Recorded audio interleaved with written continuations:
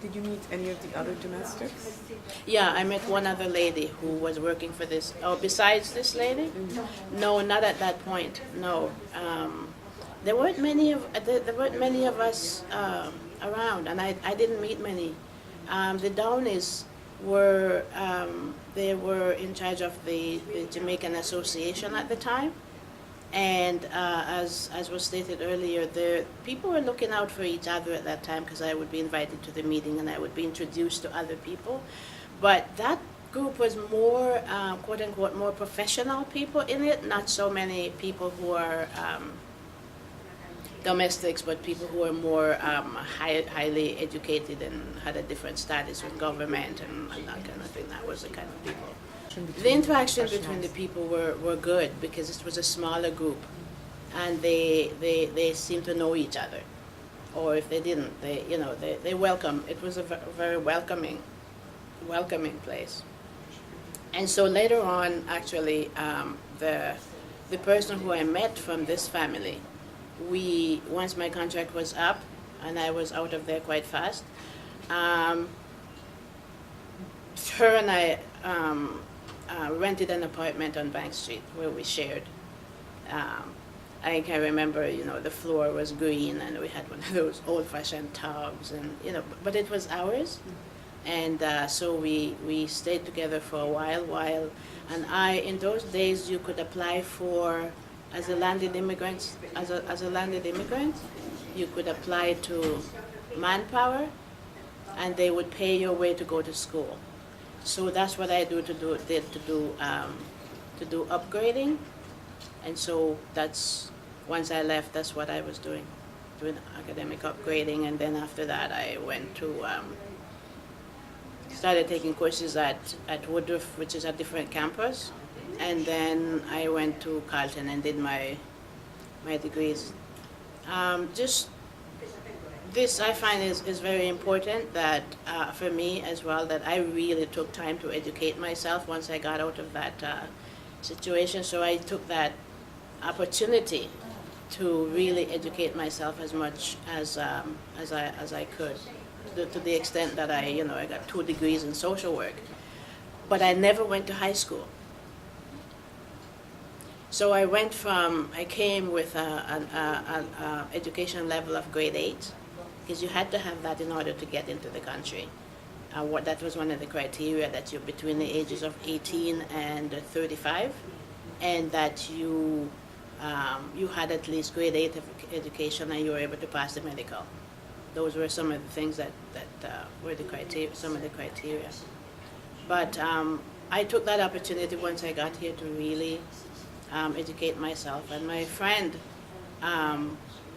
she had children when she came, that she left in Jamaica, so at some stage those children came, and so then we separated because the children were staying with her, and then I needed to find my own place. So then I started to share accommodation with other people.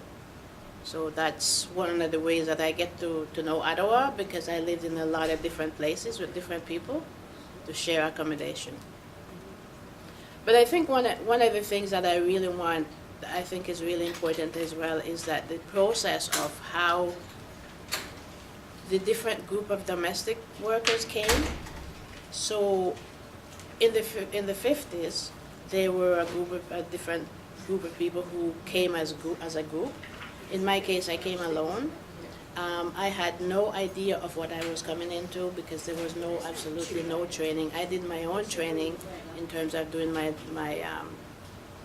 had a certificate in doing the domestic, taking I educated myself in terms of being prepared for coming here. But there was no preparation and no information. I didn't know there was winter. I didn't know what people want to eat. I didn't know what to expect from, because I had no idea. Because I wanted, as I said before, I wanted to leave.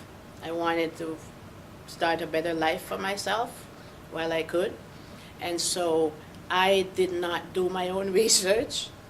And so, and there was no information given to me either once I was told that I was accepted, Then I had an interview with, because they usually bring immigration officers from Ottawa Ottawa to come down and interview people, and then you go and get your medical. But within that interview, there wasn't a lot of information about what to expect or anything like that. It was just most of the information was about you and your family and why you want to come and all. So the immigration officers would come down and would have interview with people who were accepted to migrate to Canada. In my case, I was interviewed alone. So there was not a group. I didn't come as a group. I came as an individual. And my process, I went through the process as an individual. The immigration rules had changed by that time, because the people who had come in the 50s could apply for landed immigrant status when they arrived and were in the country and been here for a period of time. They could apply from within the country. So after that, the rule changed, and people were when domestic workers were coming, they came on a visitor's visa, and they could not apply from within. They were not allowed to apply from within for landed immigrant status. So there's just to make those two distinctions in terms of, that the rules really changed, because one of the reasons that they did that was that a lot of us who were coming had the option to stay in the domestic field or to leave and upgrade ourselves like I did and get out of the field completely. One of the main reasons they changed the rule from the women being able to apply for landed immigrant status from within the country was that why the need was still high for these women. They were not staying in the field of domestic work.